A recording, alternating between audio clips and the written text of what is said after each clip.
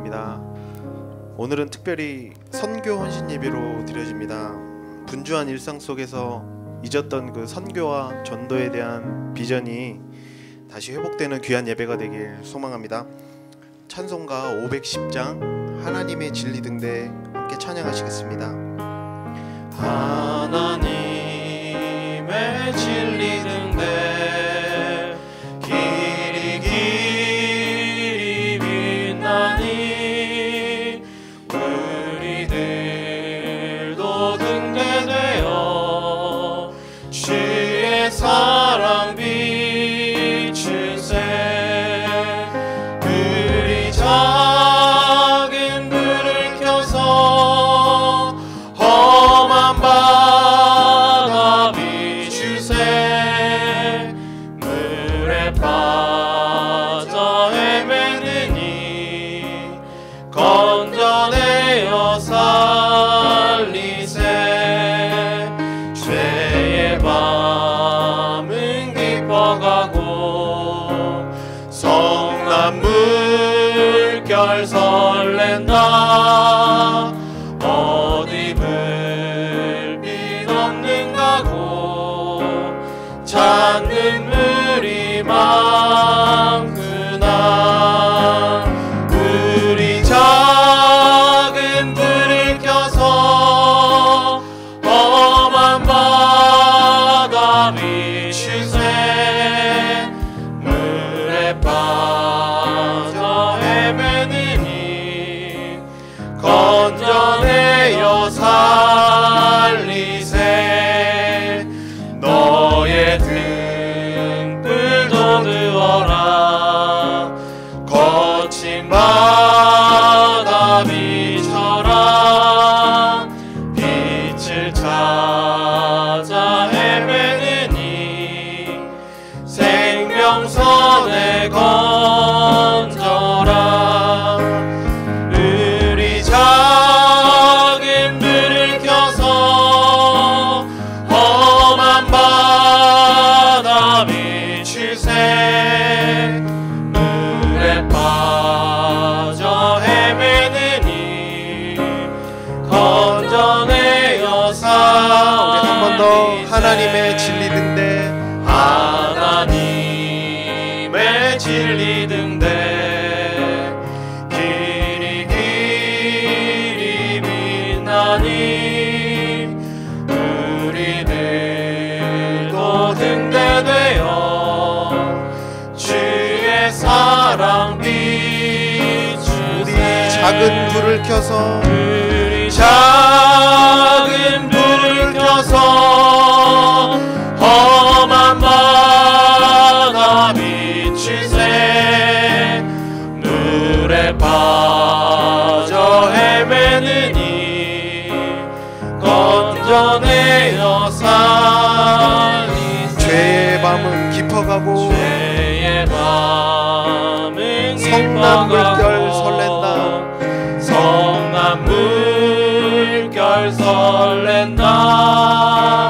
어디 불빛 없는가 고 찾는 물이 많구나. 우리 작은 불을 켜서 우리 작은 불을 켜서 험한 바다 비추세.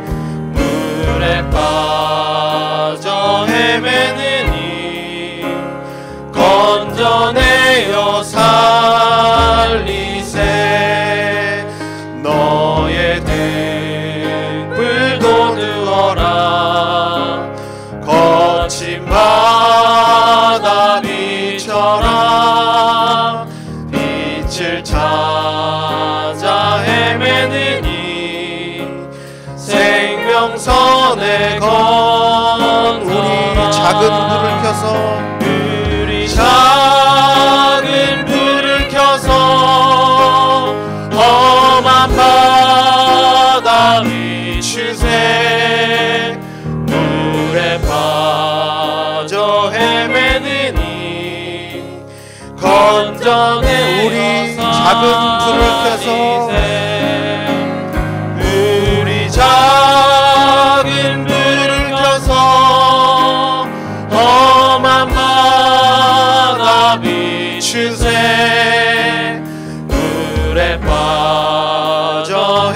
되느니 건져내어 살리세.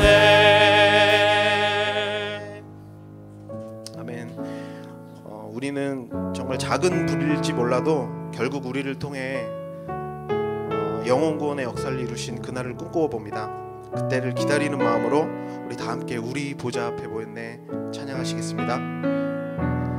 우리 보좌 앞에 모였네. 함께 주를 찬양하며 함께 주를 찬양하며 하나님의 사랑 그 아들 주셨네. 그의 피로 우리 구원받았네. 십자가에서 쏟으신 그 사랑 강같이 온 땅에 흘러 강같이 온 땅에 흘러 각 나라와 족속 백성 방언에서 구원받고 주 경배 드리네. 그 원하심이 보좌에 앉으신 우리 하나님과 어린 양께 있도다. 그 원하심이 보좌에 앉으신 우리 하나님과 어린 양께 있도다. 우리 한 번 더 찬양합니다. 우리 보좌 앞에 모였네. 우리 보좌 앞에 모였네. 함께 주를 찬양하며 하나님의 사랑 그 아들 주셨네. 그의 피로 우리 구원받았네. 십자가에서 쏟으신 그 사랑 강같이 온 땅에 흘러 각 나라와 족속 백성 방언에서 구원받고 주 경배 드리네. 구원하심이 보좌에 앉으신 우리 하나님과 어린 양께 있도다. 구원하심이 보좌에 앉으신 우리 하나님과 어린 양께 구원하심이 보좌에 앉으신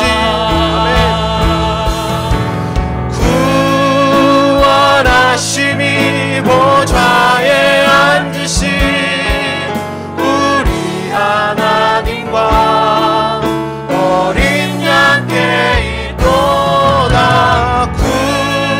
구원하심이 보좌에 앉으신 우리 하나님과 어린 양께. 우리 한 번 더 고백합니다. 구원하심이 보좌에 앉으신 아멘.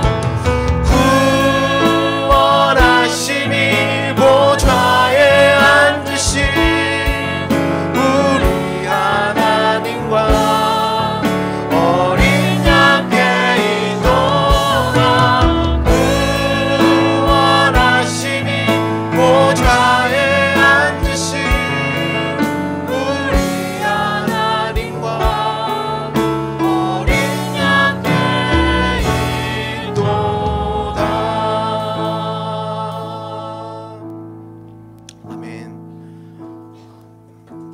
이 시간 우리를 통해서 그 뜻을 이루실 하나님을 기대하며 소망하며 우리 함께 다 같이 기도하면서 예배로 나아가시겠습니다. 하나님 감사합니다. 우리가 주님의 하나님 우리를 바라보길 원합니다. 하나님 그 뜻을 이루실 하나님의 하나님 뜻을 이루어가시는 구원의 역사 속에 우리의 그때를 인생을 소망하며 사람이 있게 하여 주옵시고 주님 해주시고 구원의 큰 역사를 이루어가신 주님의 우리를 그 능력 구원하신 앞에 우리가 예수 엎드리게 그리스도의 하여 주옵시고 역사가 아버지 오늘 이 시간에 우리가 다시 한번 우리 안에 생명을 깨우며 우리 안에 생명의 씨앗을 전할 수 있는 우리가 될 수 있도록 주님 축복하시고 역사하여 주시옵소서. 아버지 오늘 이 시간에 주의 성령으로 우리에게 충만하게 하여 주옵시며 아버지 시간 우리가 하나님의 보좌 앞에 나아가는 동안에 아버지 우리에게 하나님의 은혜와 하나님의 성령의 충만함 허락하여 주시기 원합니다. 아버지 오늘 이 시간 하나님의 능력으로 우리 붙들어 주시고 하나님의 은혜로 우리를 채워주시길 소망합니다. 우리 하나님의 임재 앞으로 함께 나가기를 원합니다. 하나님께서 우리 가운데 임하셔서 우리 마음과 영혼 가운데 임하셔서 부어주실 그 은혜를 사모하면서 우리 믿음의 고백을 드리십시다. 하늘의 문을 여소서 하늘의 문을 여소서 이곳을 주목하소서 주를 향한 노래가 꺼지지 않으니 하늘을 열고 보소서 하늘을 열고 보소서 이곳에 임재하소서 이곳에 임재하소서 주님을 기다립니다. 기도의 향기가 하늘에 닿으니 주여 임재하여 주소서 이곳에 오셔서 이곳에 앉으소서 이곳에서 드리는 예배를 받으소서 주님의 이름만이 오직 주의 이름만 이곳에 오셔서 이곳에 앉으소서 이곳에서 드리는 예배를 받으소서 주님의 이름만이 오직 주의 이름만 이곳에 오셔서 우리의 영혼 가운데 이곳에 앉으소서 우리의 왕으로 주인으로 오시옵소서 이곳에서 드리는 예배를 받으소서 주님의 이름만이 오직 주의 이름만 이곳에 있습니다. 이 시간 함께 기도하며 나가길 원합니다. 오직 주의 이름만 지금 우리 마음과 우리의 예배의 대상, 경배의 대상이십니까? 아니면 우리가 우리 마음의 다른 것들이 지금 이 시간 하나님 앞에 나왔을 때에도 여전히 우리 속에 자리 잡고 있는 다른 우상들이 있지는 않습니까?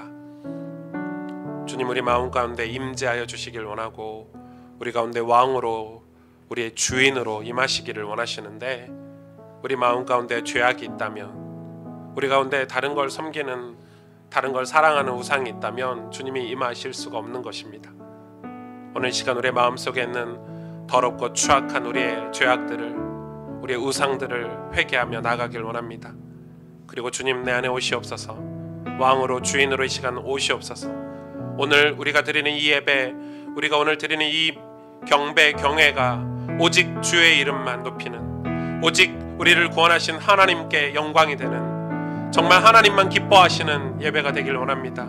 우리의 예배를 받아 주옵소서 우리의 믿음의 고백을 하나님이 흠양하여 주옵소서 하나님 우리의 기도에 이 시간 응답하시고 역사하여 주옵소서 이 시간 우리가 회개하며 이 시간 정말로 다시 한번 예수 그리스도를 회복하고 예수 그리스도께로 돌아오는 시간이 될 수 있도록 우리 믿음의 기도를 드리며 나아가십시다. 하나님 감사합니다. 주님, 오늘 우리에게 은혜를 베푸시며 성령으로 역사하시며 함께 해주시기를 간절히 기도합니다. 주님, 우리를 통해서 은혜를 베푸시며 역사하시며 증거를 주시길 하나님 기도합니다. 하나님, 정말 하나님께서 우리 함께 하시며 은혜를 베푸실 줄 믿습니다. 모든 어둠과 흑암이 무너지게 하시고 모든 죄악들이 무너지게 하시며 하나님 앞에 정말로 믿음의 고백을 드리며 나아가는 시간 될 수 있도록 주님 축복하시고 역사하여 주시옵소서. 은혜를 베풀어 주시길 원합니다. 이 시간에 우리 안에 있는 모든 죄악들이 하나님, 우리가 안에 있는 모든 우상과 다른 걸 사랑했던 마음들이 하나님 비워지게 하시고 하나님의 은혜로 하나님 부어주시는 그 긍휼로 채워지는 시간이 되기를 원합니다. 그래야 우리 인생이 하나님의 보석으로 하나님 축복하시는 축복된 삶으로 변화되어지길 원하오니 오 하나님 은혜를 베풀어 주옵소서. 오 하나님 우리를 하게 하시고 역사하시고 주시길 원합니다.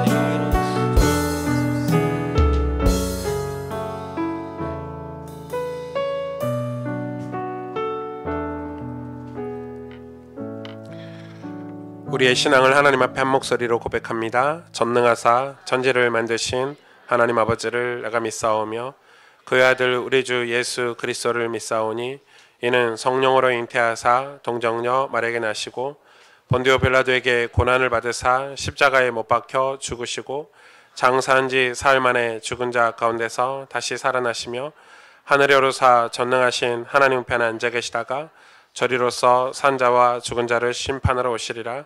성령을 믿사오며 거룩한 공회와 성도가 서로 교통하는 것과 죄를 사하여 주시는 것과 몸이 다시 사는 것과 영원히 사는 것을 믿사옵나이다. 아멘. 다 같이 이 시간에는 앉으셔서 우리 성만찬 예식을 거행하도록 하겠습니다. 우리 장로님들은 준비해 주시길 바랍니다.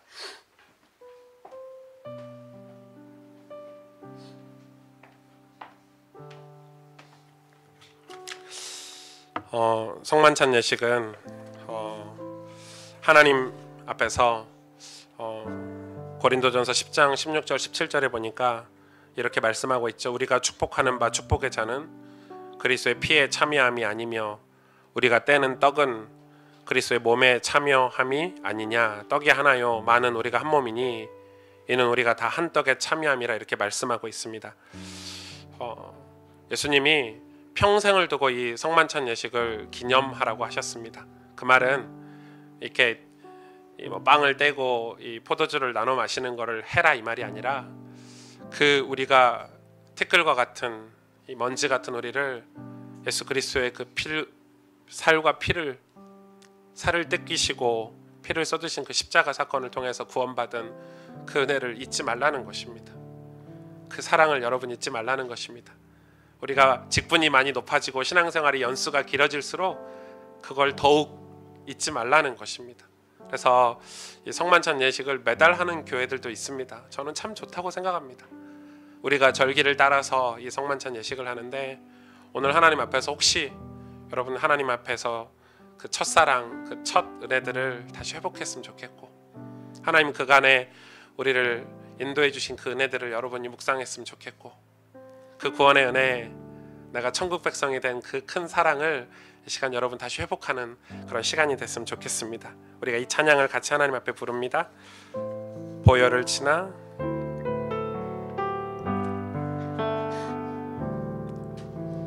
보혈을 치나 하나님 품으로 보혈을 치나 아버지 품으로 보혈을 치나 하나님 품으로 한 걸음씩 나 다시 한번 고백합니다. 주님의 보혈을 치나 보혈을 치나 하나님 품으로 보혈을 치나 아버지 품으로 보혈을 치나 하나님 품으로 한 걸음씩 나아가네. 존귀 존귀한 주 보혈이 주 보혈이 내 영을 새롭게 하네 새롭게 하시네 존귀한 주 보혈이 내 영을 새롭게 하네 존귀한 주 보혈이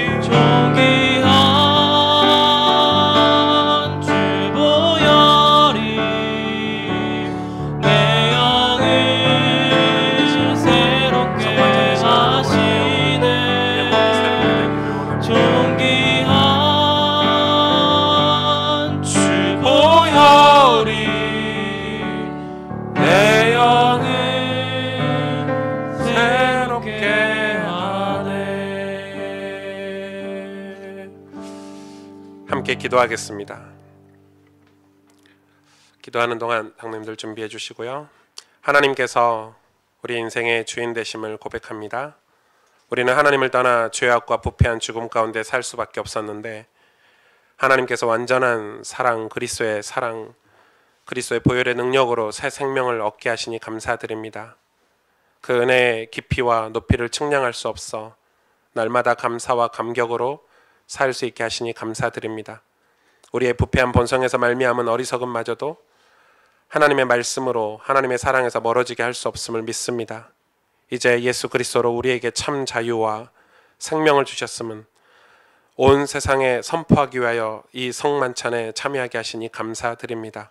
오직 예수 그리스도로 인해 오직 하나님의 그 은혜로 말미암아 주의 보좌로 들어갈 수 있게 되었으며 오직 그리스도에 의해 우리가 천국 백성이 되어 하나님과 교제할 수 있는 이 놀라운 자녀의 신분이 되었음에 감사를 드립니다. 오늘 이 아름다운 교제를 통해 측량할 수 없는 영적 축복을 누리게 하여 주옵소서. 성령으로 충만한 시간 되게 하여 주옵소서. 그 은혜와 긍휼을 회복하는 시간, 주님과의 그 신실한 사랑을 회복하는 시간, 그 관계를 회복하는 축복된 시간이 되게 하여 주옵소서. 혹시 우리 안에 죄악이 있거나 질병이 있거나 우리 삶에 고통과 고난이 있다면 오늘 이 성만찬 예식을 통해서 우리를 거룩하게 하시며 치유하여 주시며 고쳐 낫는 역사가 일어나게 하여 주옵소서. 구주 예수 그리스도 이름으로 기도합니다. 아멘. 먼저 분병을 할 텐데요. 여러분 빵을 받으시고 저희는 모두 들고 계시다가 함께 분병하도록 하겠습니다.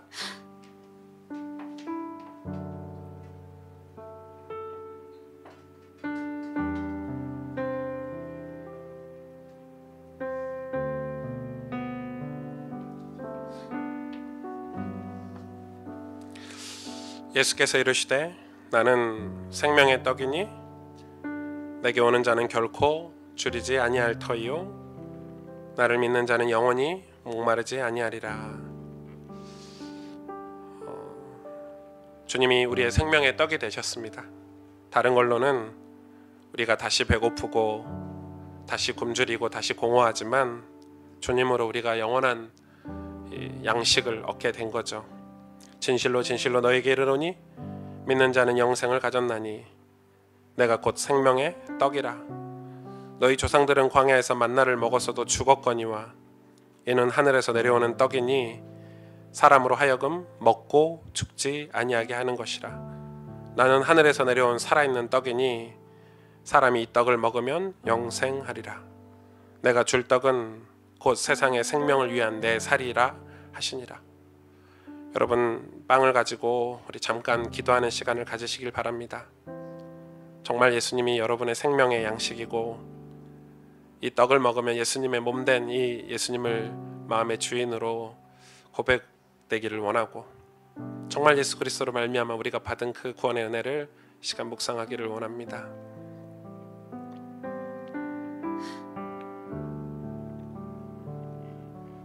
혹시 빵을 안 받으신 분 계시면 손들어서 표해 주시기 바랍니다.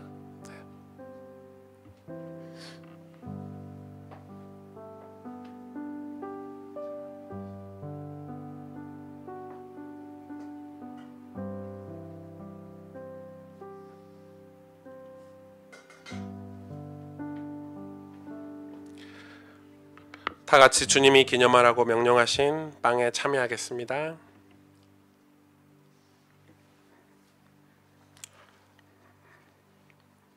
다음은 분잔하겠습니다.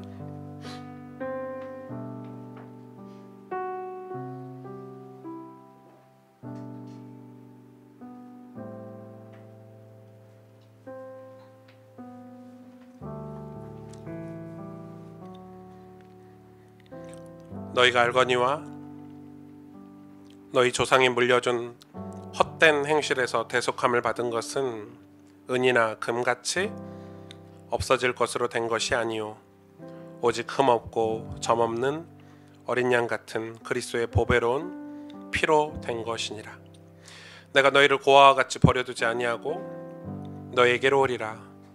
조금 있으면 세상은 다시 나를 보지 못할 것이로되 너희는 나를 보리니 이는 내가 살아있고 너희도 살아있겠음이니라. 그날에는 내가 아버지 안에 너희가 내 안에 내가 너희 안에 있는 것을 너희가 알리라.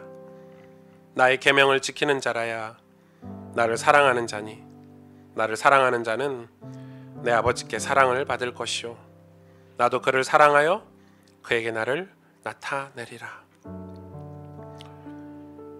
여러분, 잔을 주님의 몸된 피를 상징하는 이 포도주를 받으시고 잠깐 묵상하고 기도하시길 바랍니다.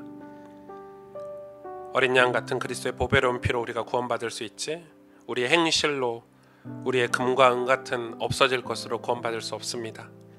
오직 예수 그리스도의 보혈의 피로 우리가 아버지 안에 아버지가 내 안에 또 하나님과 사랑하는 그 관계를 맺을 수 있는 것입니다. 그 은혜를 이 시간 잠깐이지만 여러분 묵상하는 시간이 되시길 바랍니다.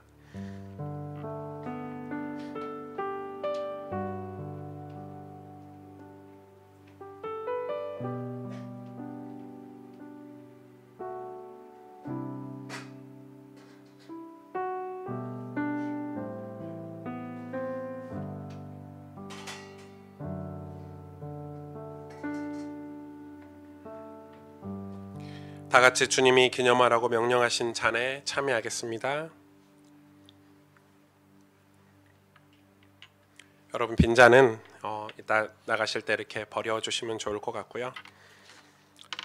잠깐 기도하겠습니다.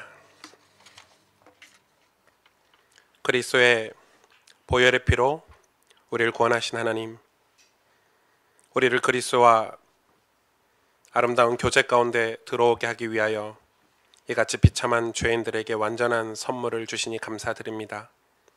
우리에게 필요한 양식이요 우리를 영원한 생명으로 인도하는 공급처 되시는 예수 그리스도를 우리에게 주시니 찬양과 감사와 영광을 올려드립니다. 주님, 우리가 받는 이 큰 은혜를 놓치지 않게 하여 주옵소서. 이 위험한 시대와 사탄의 요동침 가운데서도 우리를 예수 그리스도를 믿는 믿음으로 견고하게 하사 승리하는 신앙생활을 하게 하여 주옵소서. 주님, 내 안에 내가 주님 안에 주님의 계명을 지키고 주님 사랑을 받고 주님을 사랑하는 그 아름다운 교제의 증인이 되게 하여 주옵소서. 하나님, 가스펠 교회 성도들이 세상에서 이 아름다운 비밀을 가지고 많은 사람에게 하나님의 이 생명의 복음을 증거하는 복된 자녀가 되게 하여 주옵소서. 모든 영광 홀로 받아주실 줄 믿고 감사를 드리며 예수 그리스도의 이름으로 기도하였습니다. 아멘. 찬송가 251장입니다.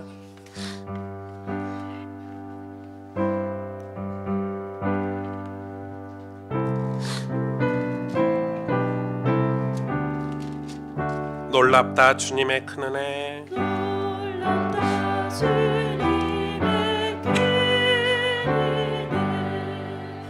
우리의 죄를 택하시려 갈보리 십자가 위에서 어린 양 보혈을 흘렸네.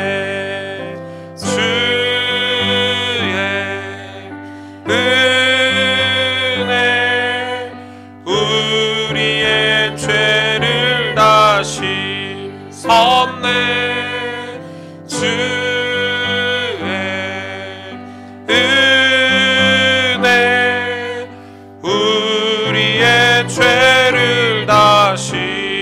섰네. 죄악은 성난 파도같이 우리 영혼을 위협하나. 헤아릴 수 없는 주 은혜 십자가에서 보이셨네. 주의 은혜 우리의 죄를 다시 섭네. 주의 은혜 우리의 죄를 다시 섭네. 죄악에 물든 영혼들을 주께서 피로 씻으시네. 지금도 흐르는 그 피에 눈보다 더 희게 씻으라. 아멘.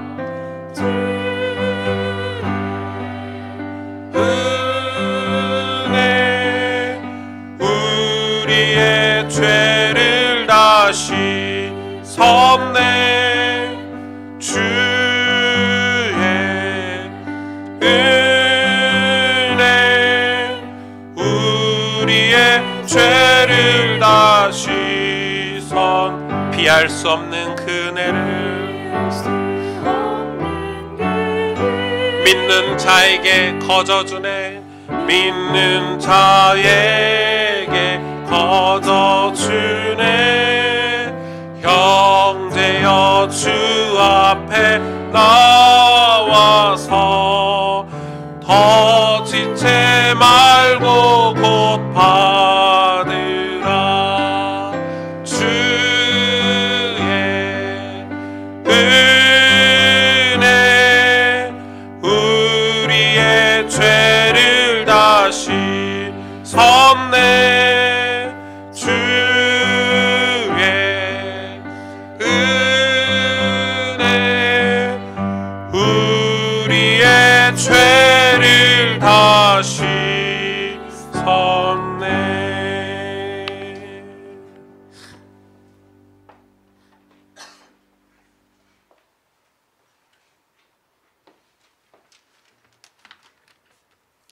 하나님 아버지, 우리를 구원하시고 오늘도 귀한 예배를 허락해 주시고 또 이 자리로 인도하심에 감사를 드립니다. 추수감사주의를 맞이하여 한 해 동안 하나님의 완전한 인도하심을 기억하고 감사와 영광 드리기 원합니다. 오늘 이 예배가 하나님이 기뻐 받으시는 예배가 될 수 있도록 먼저 우리의 마음과 생각을 지켜주사 정말 진심이 담긴 예배가 되게 해주세요. 예배 처소 이전을 준비하고 있습니다. 먼저 우리 삶 속에서 각자의 교회를 회복하게 해주시고 하나님이 원하시는 건강한 모습의 교회가 될 수 있도록 기도로 준비하는 모든 손길과 모든 마음들을 기억해 주시고 하나님의 뜻대로 인도해 주세요. 오승주 목사님과 두 분의 목사님, 네 분의 전도사님들에게 항상 성령의 충만함을 더하여 주시고 가스펠 교회를 세워나가고 또 만나는 모든 사람들을 하나님의 사랑으로 감싸기에 조금도 부족함이 없도록 날마다 하나님의 은혜로 붙들어 주세요. 오늘 이 예배를 통해 하나님의 주시는 말씀에 정말 은혜 받기 원합니다. 각자에게 주시고자 하는 은혜를 붙잡게 하여 주시고 그 은혜로 우리의 일상의 작은 기도와 묵상이 시작되게 해주세요. 항상 우리와 함께 하심에 감사드리며 이 모든 말씀 주 예수 그리스도 이름으로 기도드렸습니다. 아멘.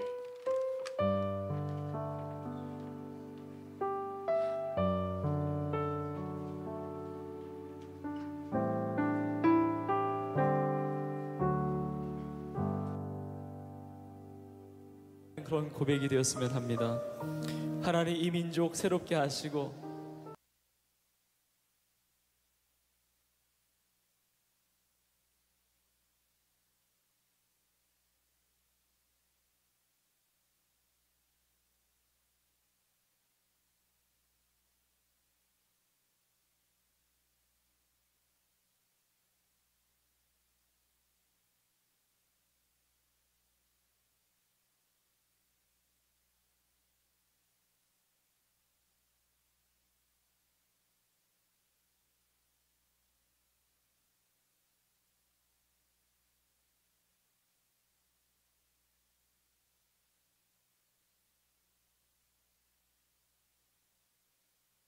결단하게 하는 그런 고백이 되었으면 합니다. 하나님 이 민족 새롭게 하시고 특별히 청년들, 우리 다음 세대들 하나님이 기쁨 되는 한 손에 복음 들고 한 손에 사랑 들고 주 앞에 아름답게 쓰임받는 이 나라 민족 되게 하여 주옵소서. 우리 간절히 소원하는 마음으로 함께 찬양하도록 하겠습니다. 민족의 가슴마다 피 묻은 그리스도를 심어 이 땅에 부르고 부른 그리스도의 계절이 오게 하소서. 이 땅에 하나님의 나라가 이루어지게 하옵소서. 모든 사람의 마음과 교회와 가정에도 하나님 나라가 임하게 하여 주소서. 주의 청년들이 예수의 꿈을 꾸고 인류 구원의 환상을 보게 하소서. 한 손에 복음 들고 한 손에 사랑을 들고 온 땅 구성 누비는 나라 되게 하소서. 이 땅 구석구석에서 예수를 주로 고백하게 하소서. 하늘의 뜻 이 땅에 이루어주소서. 주의 나라 되게 하소서. 주의 청년들이 예수의 꿈을 꾸고 주의 청년들이 예수의 꿈을 꾸고 인류 구원의 환상을 보게 하소서. 한 손에 복음 들고 한 손에 사랑을 들고 온 땅 구성 누비는 나라 되게 하소서. 청년들이 예수의 꿈을 꾸고 인류 구원의 환상을 보게 하소서. 한 손에 복음 들고 한 손에 사랑을 들고 온 땅 구성 누리는 나라 되게 하소서.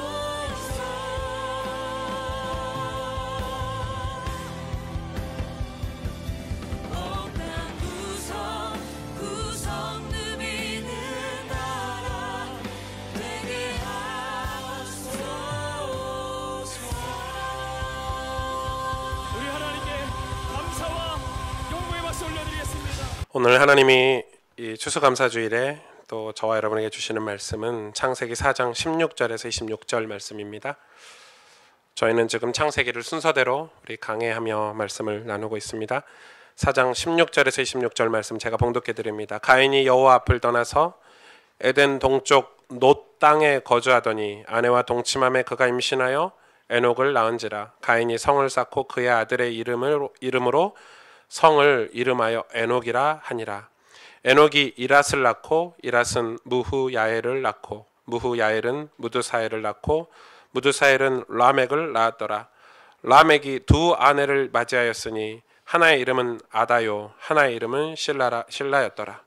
아다는 야발을 낳았으니 그는 장막에 거주하며 가축을 치는 자의 조상이 되었고 그의 아우의 이름은 유발이니 그는 수금과 퉁소를 잡는 모든 자의 조상이 되었으며 실라는 두발 가인을 낳았으니 그는 구리와 쇠로 여러 가지 기구를 만드는 자요 두발 가인의 누이는 나아마였더라.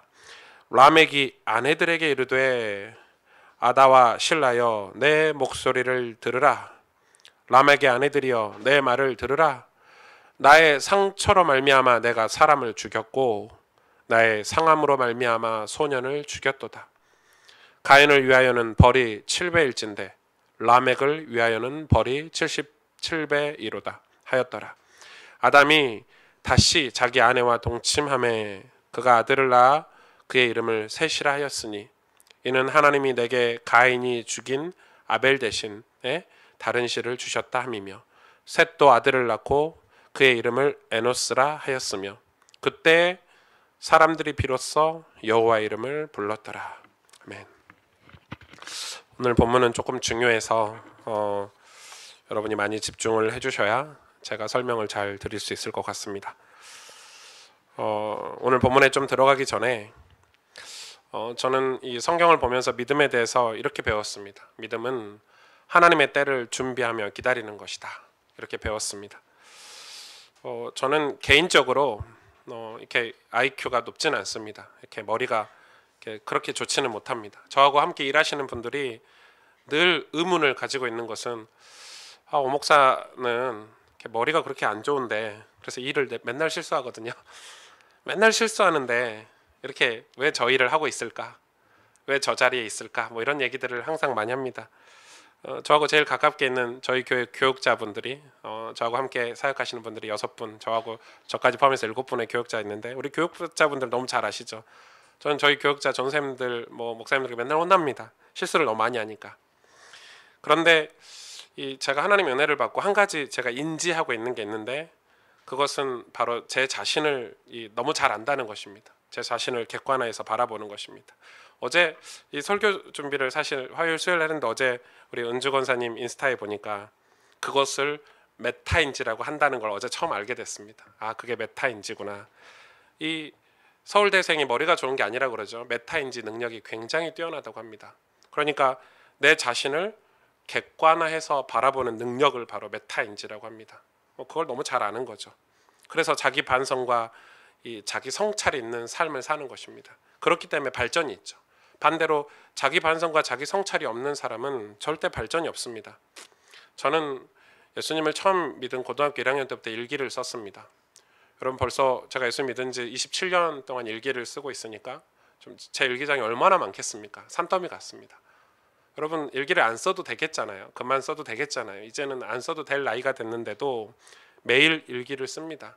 제 핸드폰과 제 노트들은 늘 메모로 가득 차 있습니다. 그럼 제 핸드폰에는 늘 메모가 있습니다. 장로님들과 대화하면서 깨달은 것들, 책을 보면서 느꼈던 것들, 제 스케줄 모든 게 다 메모로 제 핸드폰과 제 노트에 저장이 돼 있습니다. 스케줄도 매주 매일 짜면서 살아갑니다. 여러분 매주 일상이 똑같은데 무슨 스케줄 짤 게 있냐 하지만 또 스케줄을 짭니다.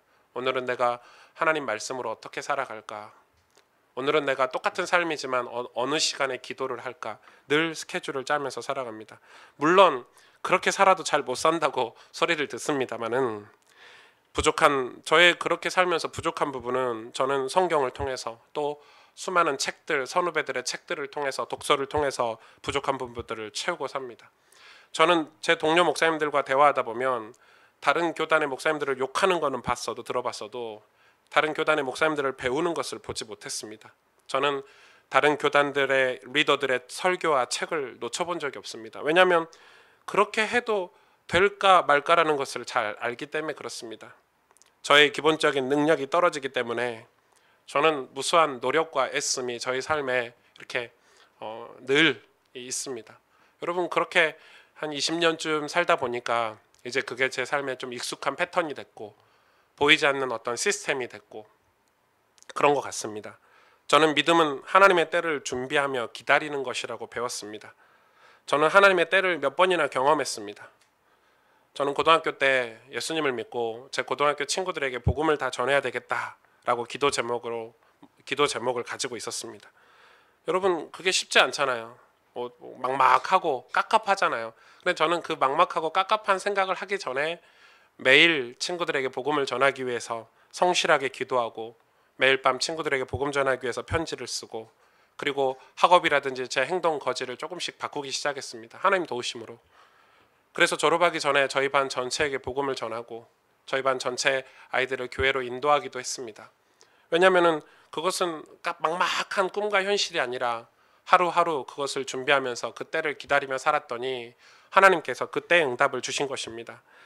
저는 신학교 때 저의 부족한 능력을 알게 됐습니다. 신학교 입학했더니 뛰어난 친구들, 뛰어난 배경 가진 친구들. 근데 저는 신학교에 가서 공부할 준비도 돼 있지 않았고 실력도 갖춰지지 않았습니다. 그래서 그때부터 할 수 있는 거라고는 제가 이 기도실에 가서 매일 기도하는 것, 그리고 그것을 저의 능력을 보완하기 위해서 매일 성경을 읽고 독서를 하는 것, 그걸 게을리하지 않았습니다. 여러분, 사람들은 계산을 합니다. 이걸 하면 어떤 결과가 올까? 저는 그런 계산이 잘 되지가 않습니다. 머리가 나빠서. 그러나 하나님의 때가 있다는 것은 분명히 알고 있습니다. 불평하고 원망하는 시간에 성경을 한 장 더 읽자, 남과 비교하는 시간에 책을 한 권 더 읽자, 그렇게 신학교 시절을 보냈습니다. 성실하게 하나님 앞에서 하다 보면 그 때가 온다는 것을 저는 경험을 했습니다. 가정복음화도 그랬고 저의 부교육자 생활도 그랬습니다. 제가 전도사가 됐는데 사실은 뭘 해야 될지 잘 몰랐습니다. 교회에서 전도사, 목사님이 시킨 거 열심히 하면 되지, 이렇게 생각을 했습니다. 주일학교 이 중고등부 청소년부를 저에게 맡겨주셨는데 사실 뭘 해야 될지 사실 몰랐습니다. 그래서 새벽부터 교회 가서 청소하고 아이들을 위해서 의자를 세팅하고 주보를 깔아놓고 아이들이 오면 밝은 얼굴로 인사를 하기 시작했는데, 나중에는 이 중고등부에 관련 청소년 사역에 관련된 모든 책들을 사서 읽고 또 아이들을 한 명 한 명 만나서 아이들이 뭘 필요로 하는지, 어떤 삶을 살고 있는지 알게 됐습니다. 그리고 주일 저녁이면 교사들과 함께 미션홈 모임을 했습니다. 한 주도 빼먹지 않았습니다. 거의 제가 나중에 본부 사역을 하고 외부 사역이 많아져서 못했을 뿐이지 초창기에는 우리 교사들과 그 아이들 한 명 한 명을 점검하고 이 아이들의 예배 태도를 점검하고 이 아이들이 지금 어떻게 은혜를 받고 있는지 점검하고 같이 쉐어하고 교사들과 기도하기 시작했습니다. 점차 교사들도 늘어났습니다.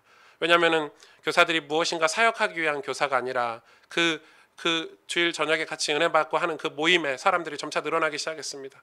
그리고 아무것도 한 게 없습니다. 그렇게 했더니 교사들이 아이들을 사랑하게 되고 누구보다 아이들을 챙기게 되고, 아이들이 가난한 아이들은 우리가 돈을 모아서 장학금을 주기도 하고, 이런 많은 일들을 하기 시작했습니다. 별거 아니잖아요. 아무것도 아니잖아요. 그냥 주일날 저녁에 한 2-3시간 시간 내서 하는 게 전부였는데도 하나님은 은혜를 주셨습니다. 이 몇십 명 되지 않았던 중고등부가 부흥하기 시작했고 또 그런 많은 제자들이 성장해서 지금 우리 교회 중직자로 함께 있기도 합니다. 여러분, 하나님의 때를 준비하며 기다린다는 것은 우리에게 굉장히 하나님 축복이라고 저는 생각합니다. 지금 교회를 그렇게 저는 개척을 시작을 했습니다. 하나님의 때가 있다는 것을 알고 믿고 개척을 시작했습니다. 언제인지 모르겠습니다. 그러나 막연하게 기다리지는 않습니다. 준비해야 되죠. 그릇을 준비하고 내용을 준비해야 됩니다.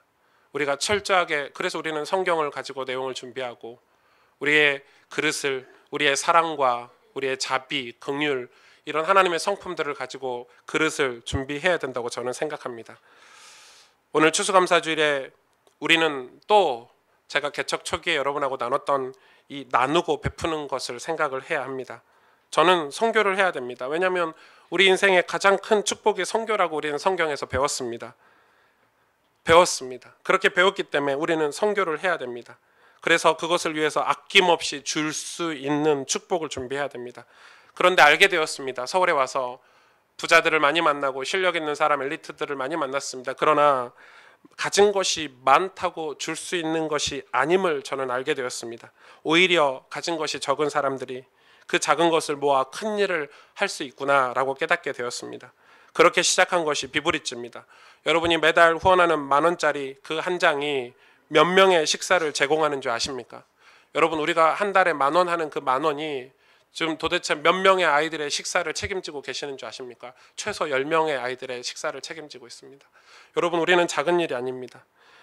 우리는 벌써 수십 명의 아이들의 생활을 지원하고 있고 앞으로 네팔의 한글 학교 사역을 통해서 복음을 전할 것이고 네우라니 마을과 협력을 통해서 학교를 지원하고 학교를 다니지 못하는 아이들을 후원하고 염소를 후원해서 아이들을 학교를 다니게 할 것입니다. 그리고 우리는 그곳에 복음을 전할 것입니다. 매달 후원하는 이 10,000원은 우리가 마시는 커피값도 되지 않지만 이거는 마음이 없으면 못하는 것입니다.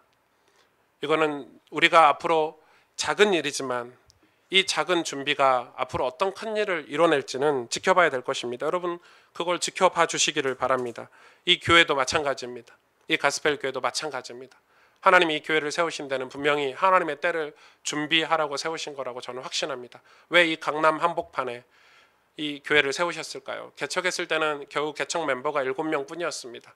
작은 우리 지금은 장로님이 됐지만 우리 작은 우리 청년 부부의 집에서 예배를 시작했습니다. 아무것도 없었습니다. 돈 한 푼도 없었고 저는 배경도 없습니다. 제가 목사 아들도 아니고 중직자 아들도 아니고 저희 집은 가난한 부모의 아이인데 저는 개척할 때 그러나 두려운 마음이 하나도 들지 않았습니다. 왜냐하면 하나님의 때를 알고 준비하면 된다고 믿었기 때문에 그렇습니다. 우리는 준비를 해야 됩니다. 하나님이 이 교회를 통해서 부흥의 때를 주실 것이고 수많은 우리 자녀들이 여러분의 자녀들이 이곳에서 생명을 얻게 되고 이곳에서 하나님을 만나게 될 것입니다. 그리고 이 나라 이 민족 죄악 가운데 빠져버린 우리 후대들이 이 교회를 통해서 주님을 만나고 하나님께 돌아오는 아들과 딸들이 원방에서 돌아오는 우리는 그런 꿈을 꾸고 준비를 해야 됩니다. 믿음은 하나님의 때를 준비하며 기다리는 것이기 때문에 그렇습니다. 오늘 본문을 통해서 믿음으로 산다는 것이 어떤 삶인지 알아보려고 합니다. 하나님께서 제가 굳이 설명하지 않아도 이 성경 오늘 본문을 통해서 정확히 설명을 해주셨습니다. 그 부분을 여러분에게 조금 설명을 드리겠습니다. 우리는 가인의 삶인가 아벨의 삶인가 고민할 필요는 없습니다. 왜냐하면 여러분이 이미 아벨의 삶으로 하나님께서 선택해 주셨기 때문에 이 예배의 자리에 있지 않습니까? 오늘 애녹성을 쌓은 이 가인과 가인의 계보를 좀 살펴보려고 합니다. 여러분 많이 집중해 주셔야 됩니다. 왜냐하면 굉장히 제가 이 성경을 해석을 할 때 굉장히 의미 있는 해석들을 할 거기 때문에 이 부분을 집중을 해 주셔야 됩니다. 오늘 이 가인의 족보는 창세기 4장 이 본문에 단 한 번 등장하고 끝납니다. 더 이상 성경에 기록되어 있지 않습니다. 이 창세기 4장 말미에 한 10절 정도 되는 이 성경 구절에 단 한 번 등장하고 끝납니다. 그 말은 하나님께서 이 가인의 라인, 즉 힘의 원리로 세상을 살아가는 자들에 대해서 전혀 관심이 없으시다는 의미인 것입니다. 하나님의 구속사는 오직 아벨의 라인, 여인의 후손의 라인과만 관계가 있습니다. 그럼에도 하나님께서 이곳에 이 창세기 4장에 가인의 자손들이 기록되어 있는 것은 이런 의미가 있습니다. 하나님의 은혜를 입지 못한 죄인들이 이 땅에서 어떻게 사는지 그걸 저와 여러분 하나님의 교회들에게 미리 보여주셔서 그거를 경계하며 살라고 미리 보여주시는 것입니다. 하나님의 은혜가 아닌 이 세상의 힘을 추구하는 이들은 뭘 만들죠? 문명을 만듭니다. 이 가인이 놋 땅에 거했습니다. 이 놋이라는 단어는 무슨 단어냐면 유리하다, 방황하다는 뜻이 있는 단어입니다. 여러분 유리 방황하다 이러잖아요. 유리하다, 방황하다. 예수님이 이 땅에 오셔서 이 이스라엘 백성들을 보며 내 백성이 유리하고 방황하구나. 그게 놋이라는 단어입니다. 그러니까 하나님께서 이 가인을 저주하면서 이렇게 얘기했습니다. 가인에게 분명히 이렇게 얘기했죠. 아벨을 죽이고 나서 가인을 저주하시면서 너는 땅에서 피하며 유리하는 자가 될 것이라 이렇게 명령하셨습니다. 저주하셨습니다. 그런데 가인은 놋이라는 땅에 거주하고 정착을 하기 시작합니다. 그 말은 이 죄인들이 가인이 하나님의 말씀을 하나님의 명령을 저주를 임의대로 해석해서 자기가 편한 쪽으로 적용한다는 뜻도 담고 있지만 또 한 가지 중요한 것은 어떤 의미가 있죠? 하나님의 은혜를 떠난 죄인들은 아무리 성을 쌓고 땅에 정착을 한다 해도 그 삶 자체가 유리하는 삶이라는 것입니다. 방황하는 삶이라는 것입니다.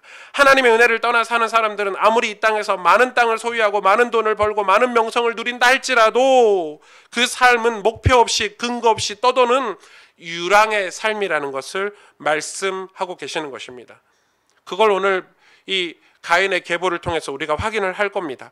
하나님은 죄인들의 삶을 유랑의 삶, 공허한 삶으로 만들어 놓으셨습니다. 그게 뭐죠? 하나님의 저주입니다. 이 땅에서 많이 소유해도 공허하죠? 그게 하나님 저주입니다. 이 땅에서 떵떵거리며 잘 살죠? 그래도 공허하고 허전하죠? 그게 하나님의 저주입니다. 그런데 저주받은 죄인들의 삶이 이 땅의 이 땅에서 그 세상 사람들에게는 승승장구의 모습으로 일취월창의 모습으로 보여진다는 것이 오늘 본문에 잘 나타나 있죠. 가인은 이 놋 자기 아들의 이름을 가지고 이 놋 땅에 뭘 쌓았죠? 이 성을 쌓았습니다. 이 성이란 단어는 이르, 히브리어로 이르라고 합니다. 이르란 단어는 성읍, 도시라는 의미의 단어입니다. 그러니까 그냥 성이 아니라 도시. 그래서 NIV 성경에 보니까 이 성을 쌓았다라는 어구가 building a city 이렇게 되어 있습니다. city 도시를 만들었다는 거, 도시를 건설했다는 뜻입니다. 이 building a city라고 번역이 되어 있습니다. 이 도시라는 단어는 라틴어의 키비스, 뭐 키빌리타스 이런 단어에서 파생된 단어입니다. 여러분 이 키빌리타스라는 단어는 같은 어원의 단어가 있는데 그게 뭐죠? 시빌라이제이션입니다. 문명이라는 단어입니다. 그러니까 이 문명이라는 단어와 도시라는 단어가 같은 단어입니다. 같은 뿌리에서 같은 어근에서 온 단어입니다. 도시는 곧 문명이고 문명은 곧 도시입니다. 따라서 가인이 지금 성을 쌓고 도시를 건설했다는 것은 이미 그때부터 뭐가 시작됐냐? 문명이 시작됐다는 뜻입니다. 문화가 그때부터 시작된 것입니다. 문화와 문명은 엄밀히 말하면 그 뿌리가 같습니다. 뭐 일반적으로 문화라고 얘기하면은 그 정신적인 가치 추구의 결과를 만들어낸 것을 문화라고 하잖아요. 그리고 문명이라고 하는 것은 물질적이고 기술적인 가치 추구에 의해서 만들어낸 것을 문명이라고 합니다. 구분할 수가 있죠. 그렇게. 그러나 그 문명과 문화는 하나님 없이 살아가야 하는 죄인들이 자신들을 보호하고 즐겁게 만들기 위해서 하나님 대용품으로 만들어낸 인간의 죄성을 품고 있는 것들입니다. 죄인들은 자신들이 하나님으로부터 저주받았다는 사실을 감추고 싶어합니다. 그래서 아담도 하나님 앞에서 숨었던 것이고 가인도 하나님 앞에서 떠나서 이렇게 도시를 건설하고 그 도시 안에 숨는 것입니다. 그들은 저주받은 자신들의 모습을 성으로 문명으로 감추기 시작했습니다. 이 역사 속에서 떵떵거리면서 사는 모습을 보이며 나는 저주받은 자가 아니라는 것을 증명하고자 하는 것이 바로 죄인들의 속성인 것입니다. 창세기 4장 18절 에녹이 이랏을 낳고 이랏은 무후야엘을 낳고 무후야엘은 무드사엘을 낳고 무드사엘은 라멕을 낳았더라. 이 에녹이 이 가인의 아들 에녹이 이제 낳은 자녀들 얘기하는데요. 여러분 히브리인의 이 이름에는 그 중요한 의미가 담겨 있다고 우리가 배웠죠. 자, 가인의 아들 에녹이 이랏을 낳았는데 이랏은 도망자라는 뜻입니다. 그 이랏이 누굴 낳았죠? 무후야엘을 낳았습니다. 여기서 엘은 하나님이란 뜻이죠. 무후야엘은 하나님이 징계하셨다, 하나님이 치셨다 이런 뜻이 있습니다. 이 무후야엘이 누굴 낳았냐면 무드사엘을 낳았습니다. 사엘, 이 무드사엘을 낳았는데 이 무드사엘은 무드스올을 낳았습니다. 스올은 지옥이죠. 무드라는 것은 아들이란 뜻이에요. 그래서 지옥의 아들, 스올의 아들이란 뜻입니다. 계속해서 그러니까 하나님께서는 이 가인의 가문이 어떻게 지금 이 살아가고 있는지 그 본질을 이름으로 다 기록해 놓으신 것입니다. 지옥의 아들로 살아가는 것입니다. 그런데 19절부터 보니까 그러한 지옥의 자식들이 이 땅에서 어떻게 사는지 잘 나와 있습니다. 이 진짜 중요한 본문입니다. 창세기 4장 19절에서 22절 우리 같이 읽어볼까요? 시작. 라멕이 두 아내를 맞이하였으니 하나의 이름은 아다요 하나의 이름은 실라였더라. 아다는 야발을 낳았으니 그는 장막에 거주하여 육축치는 자의 조상이 되었고 그의 아우의 이름은 유발이니 그는 수금과 퉁소를 잡는 모든 자의 조상이 되었으며 실라는 두발 가인을 낳았으니 그는 구리와 쇠로 여러 가지 기구를 만드는 자요 두발 가인의 누이는 나아마였더라. 이 라멕이라는 사람은 이 배경을 보니까 아주 포악한 사람, 아나 무인인 사람이었습니다. 그 이름 뜻도 라멕의 뜻이 뭐냐면 강한 자. 이 가인이 아들을 낳았는데 이름을 강한 자라고 딱 지었습니다. 그러니까 이 세상이 강한 자의 자리를 점유하는 것이지 절대 하나님의 백성이 강한 자의 자리를 올라가지 않지 않습니까? 이 라멕은 그런데 강한 자의 자리를 늘 살았던 사람입니다. 근데 이 라멕이 오늘 인류 최초로 두 아내를 취했습니다. 하나님이 아담과 하와를 만드시면서 정해놓으신 일부 일처제가 이때 처음 깨졌습니다. 일부 다처제를 이 라멕이 시작을 했습니다. 세상의 힘을 추구하는 자들은 이 세상의 것들로 자신들을 보호하려고 자신들을 즐겁게 하기 때문에 다다익선을 추구합니다. 여러분 그게 불신자의 삶입니다. 다다익선을 추구합니다. 그렇죠? 어느 정도 기준을 정해놓고 그 기준이 도달하면 베풀고 나누는 삶을 추구하는 게 아니라 다다익선, 계속해서 소유하고 더 많이 가지고 더 많이 인기를 얻고 더 많이 소유하려고 하는 다다익선을 추구합니다. 그러나 여러분 그런 다다익선의 삶, 즉 힘을 추구하는 자들의 말로는 항상 비참하고 처참하게 끝납니다. 여러분, 그래서 많이 가진 사람들이 자살도 하고 마약도 하고 인생의 비참 공허함을 채울 수가 없어서 그렇게 사는 것입니다. 이 라멕의 첫 번째 부인의 이름은 아다입니다. 이 아다는 빛이라는 뜻입니다. 이 라멕이 첫 부인의 부인을 얻었는데 빛이라는 이름의 부인을 얻었습니다. 그런데 놀랍게 이 두 번째 부인의 이름 실라는 무슨 뜻인 줄 아십니까? 그늘입니다. 그늘. 빛이 있는데 그늘이 있는 것입니다. 빛이었던 삶에 그늘이 드리워지는 것입니다. 무엇이든 하나님의 뜻을 어기고 자신의 욕심을 따라 얻어내어 축적한 것은 그 삶의 그늘을 가져오게 마련입니다. 그래서 예수님이 이야기하셨죠. 성경에 욕심이 잉태하여 죄를 낳고 죄가 잉태하여 사망을 낳는다, 이렇게 말씀하셨습니다. 그 라멕이 아들을 낳았습니다. 그 아들 중 야발이라는 사람은 육축 치는 자의 조상이 되었습니다. 이 가인의 후손에게서 낙농업이 시작이 된 겁니다. 즉 이 가인의 후손들에게서 세상 살아가는 지혜가 있었다는 것이죠. 그리고 그 동생 유발은 수금과 퉁소를 잡는 모든 자들의 조상이 되었고, 그리고 둘째 아내를 통해서 낳은 두발 가인은 구리와 철로 여러 가지 기구를 만들었습니다. 다시 말해서 기계와 무기를 만드는 게 가인의 자손에게서 나온 것입니다. 그래서 여러분, 이미 그 당시에 청동기, 이 철기 시대가 시작이 된 거죠. 그리고 두발 가인의 누이의 이름이 나왔는데 이름만 딱 나왔죠. 나아마. 그리고 그 행적에 대해서는 기록되어 있지 않습니다. 나아마. 근데 그 나아마의 이름을 뜻을 이렇게 알면은 이해가 됩니다. 그 나아마라는 이름의 뜻은 사랑스러움, 아름다움이라는 뜻이 있습니다. 이 가인의 자손들은 모든 문명을 다 발전시키고 도시를 건설하고 어마어마한 그런 부를 축적함과 동시에 이제는 예쁘기까지 하다, 이런 뜻입니다. 하나님께서 그걸 표현해 놓으신 거죠. 이 모든 것들이 다 무엇입니까? 가인의 자손들은 이 세상의 힘을 추구하는 삶을 살 뿐만 아니라 정말 그 힘들을 얻어서 떵떵거리면서 자신을 증명하면서 이 땅을 살아가더라는 것입니다. 그런데 23절, 24절을 보십시오. 이건 정말 중요한 내용입니다. 여러분, 이게 오늘 성경 해석의 키입니다. 같이 읽어보겠습니다. 라멕이 아내들에게 이르되 아다와 실라여 내 목소리를 들으라. 라멕의 아내들이여 내 말을 들으라. 나의 상처로 말미암아 내가 사람을 죽였고 나의 상함으로 말미암아 소년을 죽였도다. 가인을 위하여는 벌이 7배일진데 라멕을 위하여는 벌이 77배이로다 하였더라. 무슨 말입니까? 라멕이 어떤 사람과 다툼을 벌이다가 자기가 상처를 입게 되자 그 사람을 죽여버렸다는 것을 오늘 아내들에게 자랑하고 있습니다. 심지어 그 상대방이 누구라고요? 소년이었대요. 이게 가인의 라인에 선 사람들의 삶의 방식입니다. 나에게 피해를 주고 나에게 상처를 주는 사람은 말로든 행동으로든 가차없이 죽여버리는 것. 그게 오늘날 여러분 우리가 살아가는 세상의 방식, 법칙 아닙니까?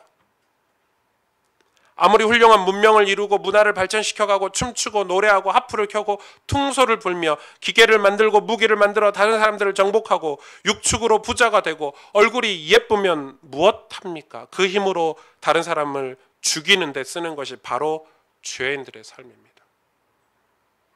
그리고 뉘우침이 없습니다. 회개가 없습니다. 뭐라고 얘기합니까? 우리 아버지 가인이 동생을 죽였는데도 하나님이 그 가인을 죽이면 벌이 7배 나라고 했다. 나는 정당방위로 사람을 죽인 것이므로 나에게 복수하는 자는 벌이 77배다라고 이 뻔뻔한 살인자가 노래하는 것을 보십시오. 아내들에게 자랑하는 것을 보십시오. 그게 바로 세상인 것입니다.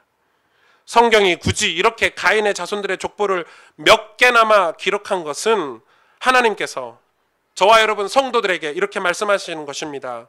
너희들 정말 이 삶이 좋아 보이냐? 너희들 정말 이런 인생이 부럽냐? 라고 묻고 계신 것입니다. 아벨을 보겠습니다. 그러면 반대로 하나님이 극명하게 대조하는 아벨의 삶. 아벨은 하나님 아버지에게 은혜를 입었습니다. 그리고 지난주 말씀처럼 하늘의 왕 노릇을 할 사람이었죠. 왜냐하면 아벨은 뭐라고 그랬죠? 지난주에 제사장이었고 선지자였다라고 우리가 배웠습니다. 모든 성도, 저와 여러분은 하늘의 왕 노릇하는 자들로 부르심을 받았습니다. 그는 하나님께 양의 첫 새끼라는 가장 좋은 제물로 제사를 드렸습니다.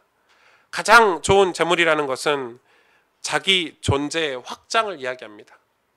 자기 존재 확장 아시죠? 내 존재가 확장돼서 내가 가장 좋은 것, 양의 첫 새끼를 가장 아름다운 걸 하나님께 드렸다는 말은 내 존재의 확장입니다. 여러분, 집사람에게, 남편에게, 아주 중요하고 사랑하는 사람에게 선물을 줄 때는 그 선물이 중요하지 않습니다. 내 존재의 확장인 것입니다. 그래서 그 말은 나 자신을, 양의 첫 새끼를 드렸다는 말은 하나님께 양의 첫 새끼로 내 자신을 드렸다는 말입니다.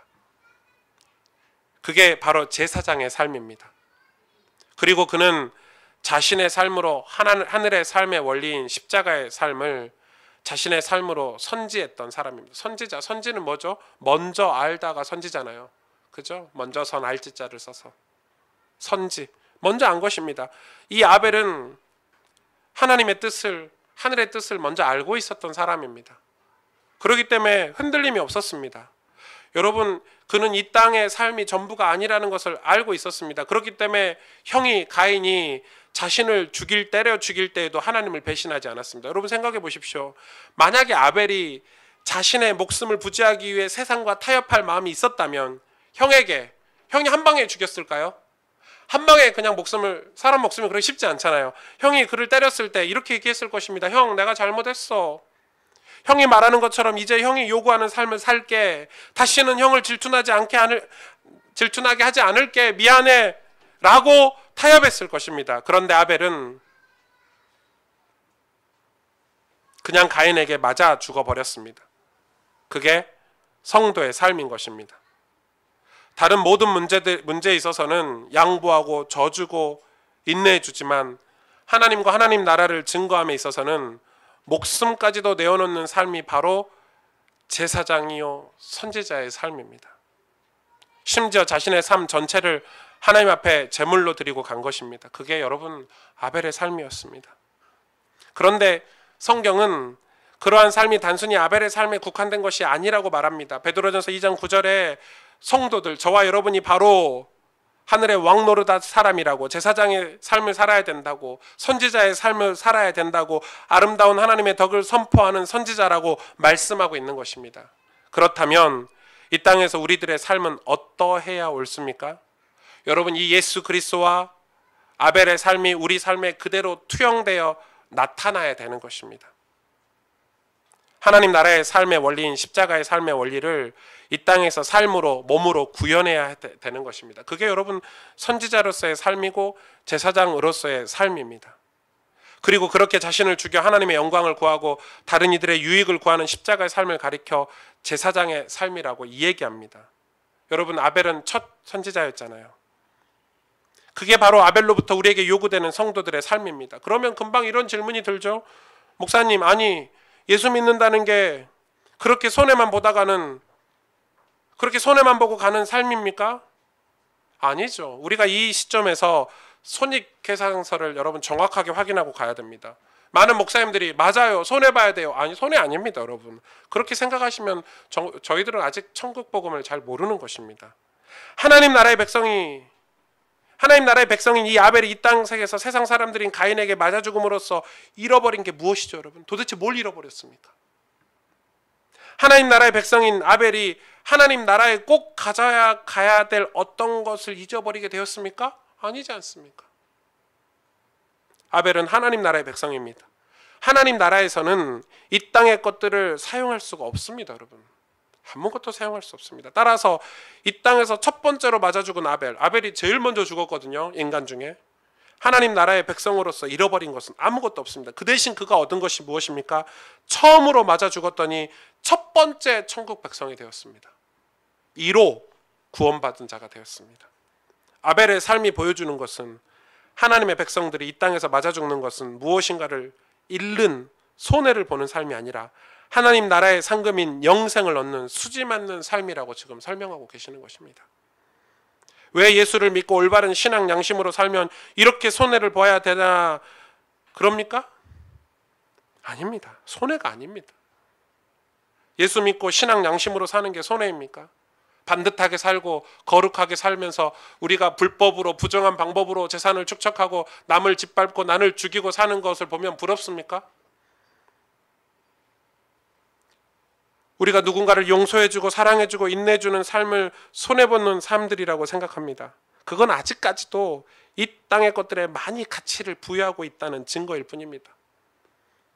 여러분, 우리가 여전히 이 땅의 이 세상의 것에 가치를 부여하고 있다는 증거가 바로 손해보고 있다 이렇게 생각하는 것입니다. 손실을 얻고 있다 생각하는 것입니다. 우리는 이 땅에서 손해볼 것이 없습니다. 다 두고 가야 합니다. 이 땅의 것은 하나님 나라에 한 가지도 가지고 못 갑니다. 이 땅에서 가지고 있던 직분, 대통령, 정치인, 회장, 서울이란다. 천국에 가면 그 직분이 다 사라집니다. 우리는 거룩한 하나님의 자녀라는 직분밖에 남지 않습니다. 성도라는 직분밖에 남지 않습니다. 제가 천국에 가서도 목사일까요? 아닙니다. 전 천국에 가면 성도가 됩니다. 따라서 여러분은 이 땅에 쌓아둘 것이 없습니다. 여러분은 하늘의 보화를 쌓으셔야 하는 분들입니다. 마태복음 6장 19절에서 21절에 너희를 위하여 보물을 땅에 쌓아두지 말라.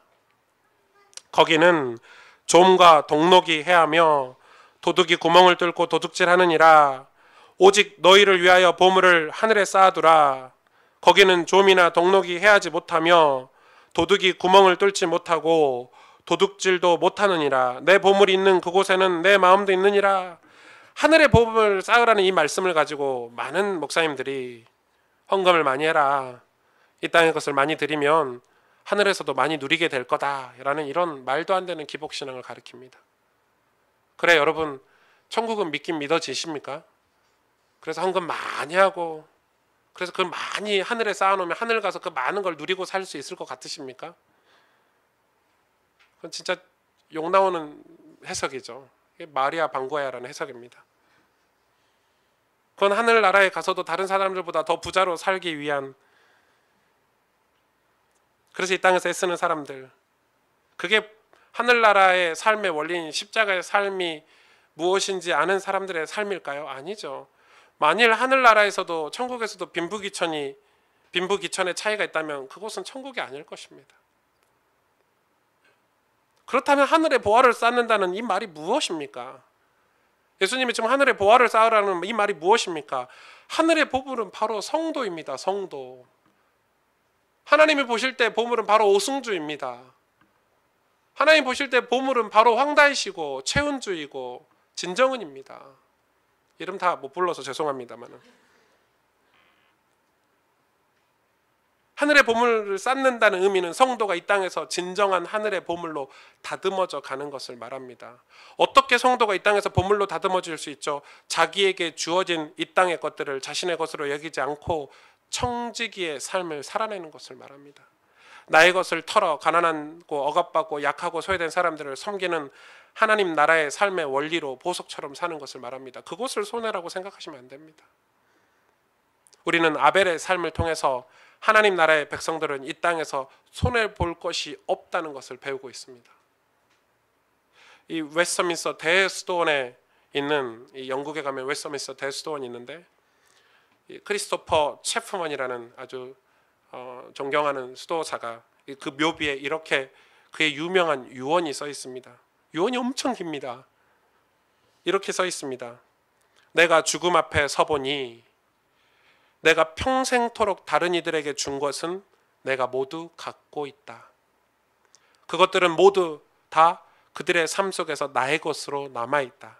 그런데 내가 다른 이에게 모두 베풀지 못하고 여전히 나에게 남겨두고 가는 것들은 나의 죽음 앞에서 내가 모두 잃어버린 것들이 되었다.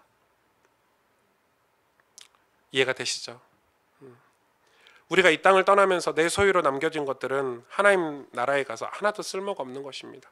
그렇기 때문에 그건 다 잃어버린 것이 된다는 것입니다. 그러니까 우리가 우리 자신을 비워 하나님과 다른 이들을 섬기는 선지자의 삶, 제사장의 삶, 다른 말로 가인들에게 맞아 죽는 삶을 사는 것은 결코 손해보는 삶이 아니라는 것입니다. 그것이야말로 수지 맞는 삶이고 그것이야말로 하늘의 보물을 쌓는 삶입니다. 그래서 우리 인생이 보석처럼 반짝반짝 빛나게 되는 것입니다. 하나님께. 그걸 조금 더 연장해서 살펴보겠습니다.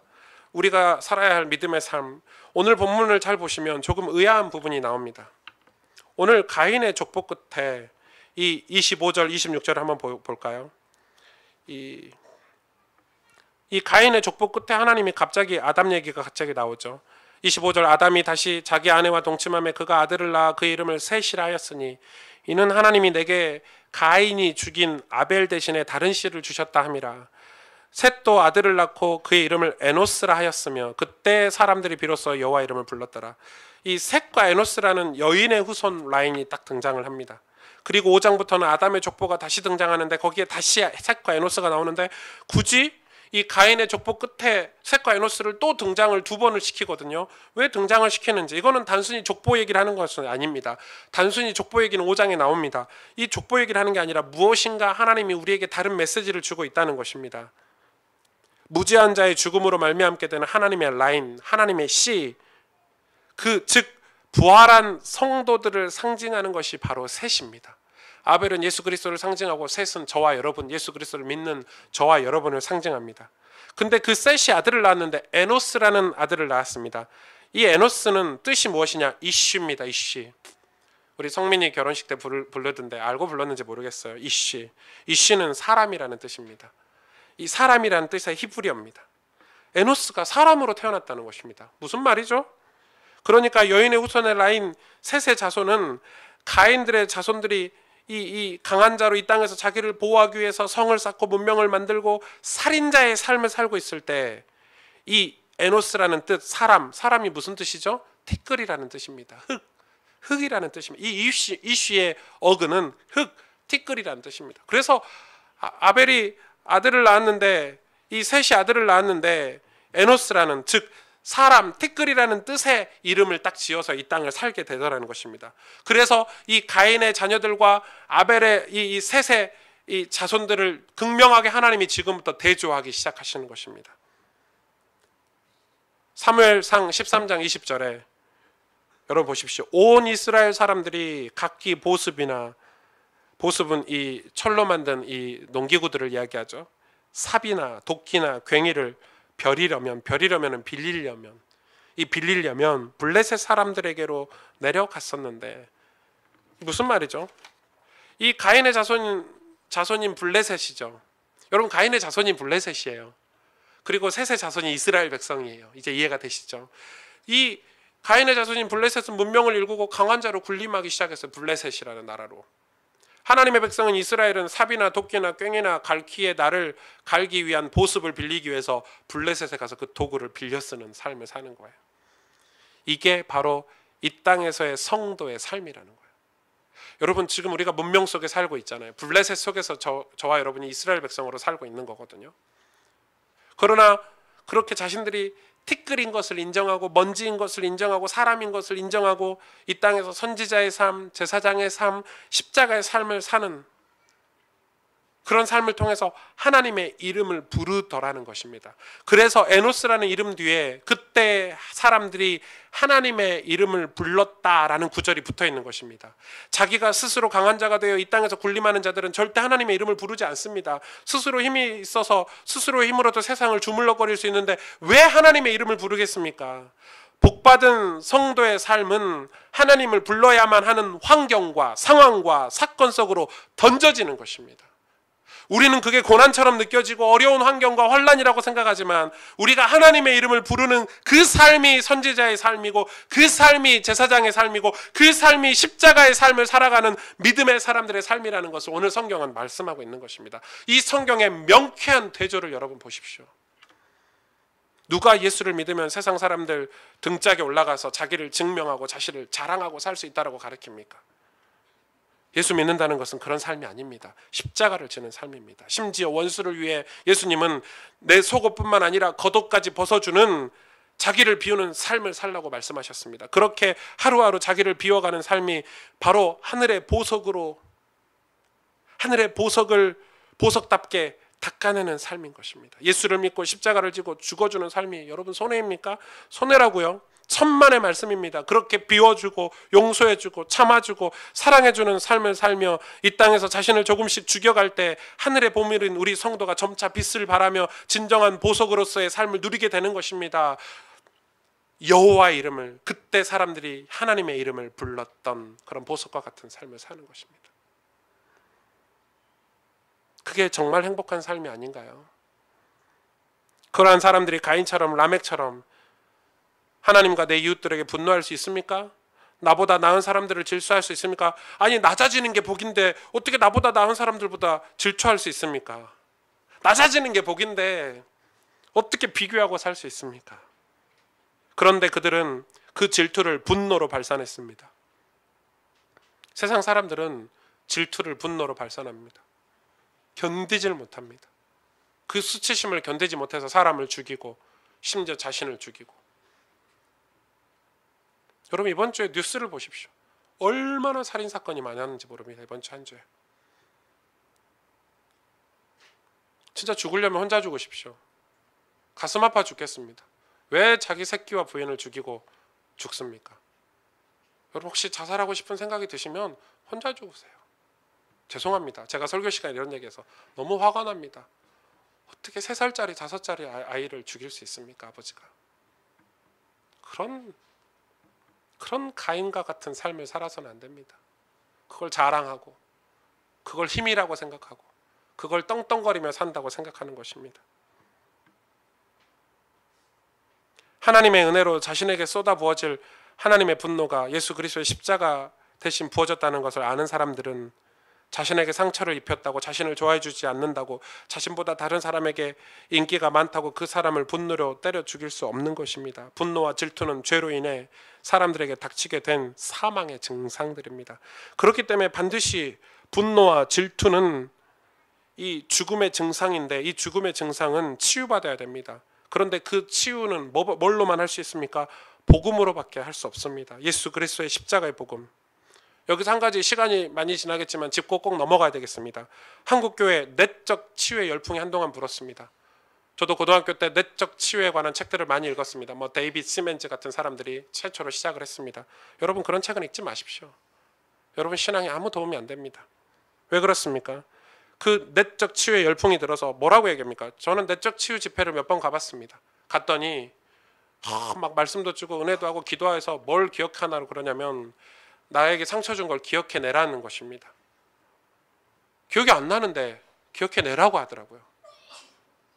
네가 그렇게 분노하고 상처받는 거를 누군가가 너에게 주었을 거다. 네 엄마일 수 있고 네 아빠일 수 있고 네 형제일 수 있는데 기억이 안 나는데 떠올리라는 것입니다. 나는 예수 그리스도의 사랑으로 다 엄마 아빠가 용서가 됐는데 떠올려내라는 것입니다. 그래서 그 모든 상처를 그 사람에게 책임을 전가시키는 것입니다. 근데 이거는, 이 내적 치유라는 것은 이 배후에 이 귀신론을 따르는, 귀신론을 주장하는 베레아 사람들이 시작을 했습니다. 왜냐? 그러한 책임 전가의 방법이 나은 이단이 바로 귀신론을 주장하는 베레아파 사람들입니다. 그들은 예수 믿는 사람들에게 일어나는 모든 질병, 모든 사건을 전부 귀신의 탓으로 돌립니다. 여러분, 놀랍습니다. 이 베레아 사람들은 이 감기도 귀신의 역사고, 지네들이 겪는 치질도 귀신의 것이랍니다. 뭐든지 다 귀신에게 책임을 전가시킵니다. 정말 그런가요, 여러분? 다 귀신의 짓인가요? 그 모든 죽음의 증상들의 원인은 과거의 어떤 인물이나 사건에서 기인한 것이 아니라, 에덴 동산에서 아담과 하와가 선악과를 따먹고 하나님의 은혜를 떠나 사망으로 떨어지게 되었을 때 우리에게 그 사망의 증상들이 생겨나기 시작한 것입니다. 따라서 우리가 해결할 것은 그 에덴 동산의 불순종을 해결해야 되는 것이지 우리 인생 속에서 어떤 사건이 아닌 것입니다. 그 모든 증상들은 우리 부모나 귀신들이 준 것이 아니라 아담의 자손인 우리의 것이고 내 것입니다. 왜 나의 잘못을 남에게 전가시키십니까? 내적 치유를 주장하는 사람들의 치명적인 오류가 무엇인 줄 아십니까? 가계에 흐르는 저주론입니다. 저는 그 책을 너무 싫어합니다. 가계에 흐르는 저주. 여러분, 정말 저주가 족보를 타고 흐른다고 생각하십니까? 말도 안 되는 소리 하고 있습니다. 그들이 근거 구절로 삼고 있는 게 대표적인 성경 구절이 출애굽기 10계명입니다. 하나님께서 당신을 미워하는 자들에게 죄를 갚되 아비로부터 3세대까지 갚으시고 당신을 사랑하는 자에게 1000대까지 은혜를 베푸셨다는 구절을 가지고 가계에 흐르는 저주론을 얘기합니다. 그런데 그 구절을 아직까지도 이렇게 신학이 발전한 시대에도 문자적으로 해석하고 말아버립니다. 그 말씀이 논리라면, 문자적으로 해석한다면 노아의 후손에서 셈만이 선택을 받았죠. 왜 셈의 후손 중에서는 아브람만이 선택을 받았습니까? 하나님께서 그토록 사랑하셨던 아브람의 후손 중에는 이스마엘과 에서는 어떻게 됐습니까?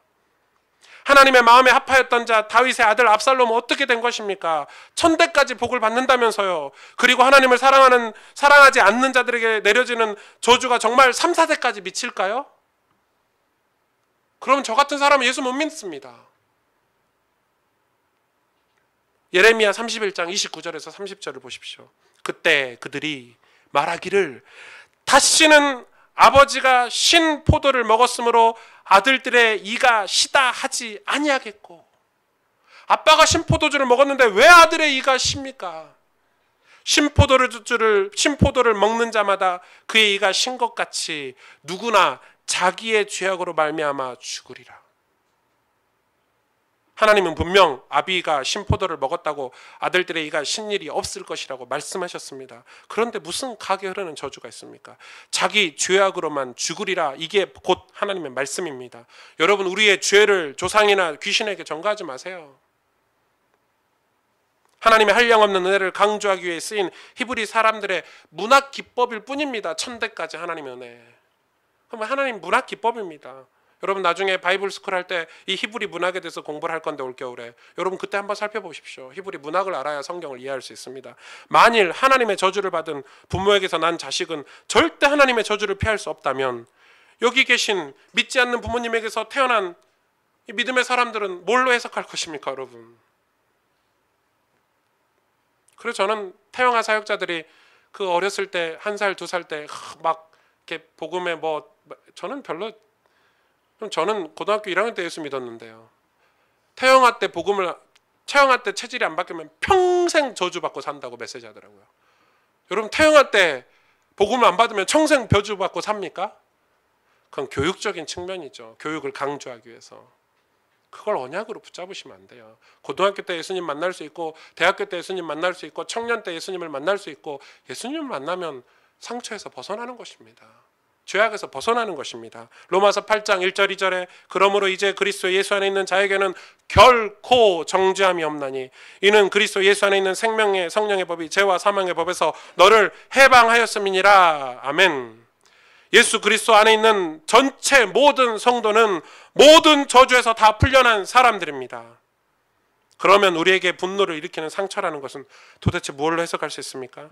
예를 들어서 어떤 사람은 어려서부터 늘 부모에게 학대를 당했습니다. 그리고 늘 심한 거절을 당했습니다, 부모에게. 어떤 사람은 늘 무시당한 삶을 살아오는 바람에 누군가가 조금이라도 자신을 무시하는 발언이나 행동을 보이면 격렬한 분노를 하는 사람들도 있습니다. 그런데 그러한 사람들이 예수를 만났습니다. 복음을 전해 듣고 감격 속에서 구원을 확인했습니다. 구원받은 성도들은 자기에게 일어난 더럽고 추악한 사건들을 반추해서 그것을 상처로 담고 있는 사람들이 아니라 그러한 사건들 속에서 하나님의 은혜를 떠난 자들이 만들어낸 세상의 열매들이 얼마나 추악하고 더러운 것인지 확인하면 되는 것입니다. 다시 말해서 잘 들어보십시오. 자신도 하나님의 은혜가 아니었으면 그렇게 더럽고 추악한 세상 속에서 그들과 방불한 삶을 살았을 터인데, 하나님께서 그분의 은혜로 구원해 주셔서 이렇게 선한 삶이 무엇이며 악한 것이 무엇인지 분별하는 삶을 살게 되었고, 하나님의 뜻을 따라 살 수 있는 사람이 되었음에 감사하며 사는 것입니다. 하나님의 은혜로 이렇게 하나님의 자녀가 되어 자신을 비워 원수를 살리는 자가 되었음에 감사하면 되는 것입니다. 그런데 도둑놈 집에 도둑놈이 간혹 나오는 것은 가게에 흐르는 저주 때문이 아니라 어려서부터 보고 배운 것이 그것뿐이기 때문에 가끔 도둑놈이 나오는 것입니다. 우리 아버지처럼 저는 살고 싶지 않았습니다. 단 한 번도. 왜 아버지가 가난하고 아버지가 무능하고 아버지가 술을 좋아한다고 제가 술을 먹어야 됩니까? 가게에 흐르는 저주는 예수 믿으면 끝나는 것입니다. 오늘 말씀을 정리하겠습니다. 로마서 11장 29절에서 36절에 이렇게 말씀하고 있습니다. 하나님의 은사와 부르심에는 후회하심이 없느니라. 너희가 전에는 하나님께 순종하지 아니하더니 이스라엘이 순종하지 아니함으로 이제 긍휼을 입었는지라. 이와 같이 이 사람들이 순종하지 아니하니 이는 너희에게 베푸시는 긍휼로 이제 그들도 긍휼을 얻게 하려 하심이니라. 하나님이 모든 사람을 순종하지 아니하는 가운데 가두어 두심은 모든 사람에게 긍휼을 베풀려 하심이로다. 깊도다 하나님의 지혜와 지식의 풍성함이요 그의 판단은 헤아리지 못할 것이며 그의 길은 찾지 못할 것이로다. 누가 주의 마음을 알았느냐? 누가 그의 모사가 되었느냐? 누가 주께 먼저 드려서 갚으심을 받겠느냐? 우리가 드려서 받는 게 아니라는 거죠. 이는 만물이 주에게서 나오고 주로 말미암고 주에게로 돌아감이라. 그에게 영광이 세세에 있을지어다. 아멘. 여러분, 우리가 더 이상 상처, 분노에 사로잡혀 살지 않기를 원합니다. 우리는 이 셋의 자손 에노스로 살아야 됩니다. 가인처럼 그 상처를 받았다고 사람을 죽이고 짓밟고 소년을 죽이고 그걸 자랑하고 자기 아버지는 7배 스스로 정당화해서 77배 벌을 받게 되겠다, 자기를 죽이면, 이런 식으로 살면 안 되는 것입니다. 이 세상의 논리로 고통당하지 말고 이제 우리는 자유해야 합니다. 우리는 분노와 질투에서 해방된 사람들입니다. 우리는 에노스, 즉 사람으로, 흙으로, 아벨로 이 땅에 사는 것이 맞습니다. 그렇게 당해주고 그럼에도 용서해주며 심지어 사랑까지 해주면서 사셔야 합니다. 그것을 여러분 상처라고, 손해라고 계산하지 마십시오. 그게 어떻게 손해입니까? 그렇게 살다 죽는 게 어떻게 여러분 손해입니까? 주기철 목사님이 손해보는 인생을 살았습니까? 손양원 목사님이 여러분 손해보는 인생을 살았습니까? 믿음의 선배들이 그렇게 살다 죽은 것이 손해보는 인생입니까? 주님을 위해 살고 있다면, 주님의 영광을 위해서 살고 있다면 우리는 잘 살고 있는 것입니다. 하나님 때문에 손해보고 있다고 생각하지 마십시오. 우리가 바라봐야 할 믿음의 열매가 있습니다. 그것은 긍휼입니다. 우리는 늘 그 열매를 바라보고 살아야 됩니다. 아벨이 바라본 긍휼, 셋이 바라본 긍휼, 에노스가 바라봤던 긍휼. 긍휼은 무엇입니까? 죄 사함입니다. 긍휼은 무엇입니까? 예수 그리스도의 십자가의 은혜, 곧 구원과 천국을 이야기합니다. 이건 우리가 하나님께 드려서 받는 게 아닙니다. 우리가 지혜가 깊어도 지식이 많아도 알 수 있는 게 아닙니다. 우리를 불순종 가운데 두시면서까지 하나님 우리를 구원하시려고, 우리를 고난 속에, 우리를 수많은 어려운 환경 속에 우리를 내모셔서 이 긍휼을 베푸시기 위해서 하나님은 세상을 지금 작업해 가고 계시는 것입니다. 여러분의 인생에 어려움이 찾아왔다면 그것은 긍휼을 주시기 위함인 것을 여러분 아시면 되겠습니다. 우리가 교회를 세우는 목적이, 우리 가정과 자녀들을 위해 기도할 제목이, 우리가 저 세상에 가난하고 병든 자들에게 복음을 전하고 우리의 것을 나눠주는 삶이 바로 긍휼을 목적으로 가지고 사는 삶인 것입니다. 우리의 믿음의 목표는 긍휼이어야 됩니다.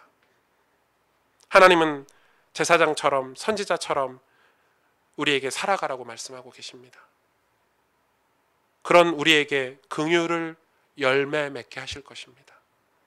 그때를 바라보며 준비하며 사는 것이 곧 믿음의 삶입니다. 함께 기도하겠습니다.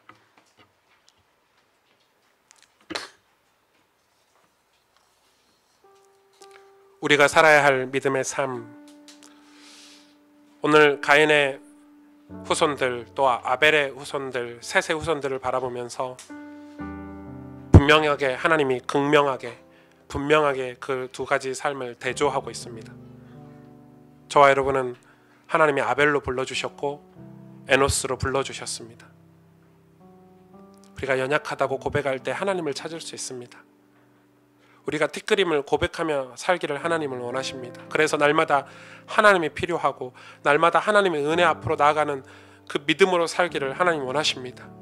그 삶은 결코 손해보는 삶이 아닙니다. 천국에 입성했을 때 가장 빛나는 보석의 인생임을 하나님이 지금 말씀해 주고 계십니다. 우리 믿음의 목표, 우리 신앙의 목적이 무엇입니까? 바로 긍휼입니다. 죄사함입니다. 여러분, 천국에 갈 때 하나님이 우리에게 유일하게 평가하시는 한 가지가 무엇입니까? 영혼 구원입니다. 정말 생명을 살렸는가? 왜냐하면 그게 하나님의 소원이니까, 그게 하나님이 긍휼이니까. 그 긍휼을 열매 맺는 그 믿음의 삶을 살도록 우리는 기도해야 됩니다. 그것 때문에 우리가 제사장으로서, 선지자로서 살아가야 되는 것입니다. 수많은 사람들이 하나님의 이름을 부르는 그 긍휼의 열매가 있는 축복된 삶을 살도록 오늘 이 말씀을 우리가 기억하고 우리 하나님 앞에 이 시간 믿음의 고백을, 믿음의 결단을 드리며 함께 기도하길 원합니다. 기도하겠습니다. 하나님 감사합니다. 주님, 우리에게 은혜를 베풀어 주옵소서. 우리에게 성령으로 역사해 주시기를 원합니다. 감이 무너지고 저주가 무너지길 원합니다. 하나님, 우리가 가인의 자손들로 살지 않게 하시고 문화와 문명을 만들어 하나님 없이도 잘 살고 있다고, 이 땅에서 떵떵거리면서 살 수 있다고 고백하는 그들처럼 살지 않게 하시고, 예수 그리스도의 은혜가 긍휼이 필요한 하나님 티끌과 같은 존재로 살 수 있도록, 그렇게 고백하며 살 수 있도록 하나님 저희들을 축복해 주시고 역사해 주시옵소서. 주님, 은혜를 베풀어 주옵소서. 이 시간 다 같이 일어나셔서 우리 마지막으로 이 고백 드리겠습니다. 이곳에 임하신 하나님의 나라, 가난한 마음이 되어야 볼 수 있는 그 나라, 우리가 그 나라를 구하면서 사는 것이 믿음으로 산다는 것임을 오늘 말씀을 통해서 배웠는데, 우리 찬양으로 그 믿음의 고백을 함께 드리길 원합니다. 이곳에 임하신 하나님의 나라, 이곳에 임하신 하나님 나라, 가난한 마음으로 바라보리라. 먼저 그 나라 그 뜻 구하며 나의 삶 드리리. 주님이 맡기신 하나님 나라, 주님이 맡기신 하나님 나라, 믿음의 눈으로 바라보리라. 하늘의 뜻이 이 땅 가운데 완성될 그날까지 믿음 다하여 그 위에 서리라. 하나님의 나라는 무너지지 않으리. 믿음 다하여 그 나라 세워가리라. 주님 곧 오실 믿음 다하여, 믿음 다하여 그 위에 서리라. 하나님의 나라는 무너지지 않으리. 믿음 다하여 그 나라 세워가리라. 주님 곧 오실 때까지 믿음 다하여 그 위에 서리라. 하나님의 나라는 무너지지 않으리. 믿음 다하여 그 나라 세워가리라. 주님 곧 오실 때까지. 하나님, 가인의 자손들처럼 문화와 문명을 만들어 하나님 없이도 잘 살고 있다고, 이 땅에서 떵떵거리며 살 수 있다고, 모든 것을 다 가졌기에 예수님의 은혜가, 하나님의 그 놀라운 긍휼이 필요 없다고 말하는 세상, 그러나 그들의 삶의 결과가 무엇인지 오늘 말씀을 통해서 하나님 우리에게 보여주고 계십니다. 복음을 받은, 예수 그리스도의 긍휼을 받은 우리는 아벨처럼, 에노스처럼 살아야 함을 이 시간 고백합니다. 제사장으로, 선지자로 살아야 합니다. 우리가 티끌임을 고백하며 살아야 합니다. 그래서 날마다 하나님이 필요하고 날마다 하나님의 은혜 앞으로 나아가는 믿음으로 살아야 함을 이 시간 고백합니다. 그 삶이 결코 손해보는 삶이 아니요, 천국에 입성했을 때 가장 빛나는 보석의 인생임을 말씀해 주시니, 말씀으로 확인해 주시니 감사합니다. 이제 우리가 이 땅의 제사장으로, 선지자로 살아갈 때 긍휼의 열매를 맺는, 수많은 사람들이 하나님의 이름을 부르는 구원의 열매가 있는 축복된 믿음의 삶을 살게 하여 주옵소서. 오늘 우리를 그렇게 축복하여 주옵소서. 이제는 우리 구주 예수 그리스도의 은혜와 하나님 아버지의 놀라우신 사랑과 성령의 충만하심이 아벨처럼, 셋처럼, 에노스처럼 제사장의 삶을 살아, 선지자의 삶을 살아, 하늘의 왕으로 왕 같은 삶을 살아 우리를 비우고 우리를 낮추고 우리가 티끌임을 고백하여 하나님의 은혜로 살아 세상의 많은 사람들에게 하나님의 복음을, 이 긍휼을, 우리에게 맺힌 이 열매를, 긍휼의 열매를 나눠주고 베풀며 살길 원하는 그 삶이 성공한 삶이요, 그 삶이 행복한 삶이요, 그 삶이 가장 하나님께 기쁨이 되며 우리에게도 기쁨이 될 삶임을, 그래서 그 삶을 위해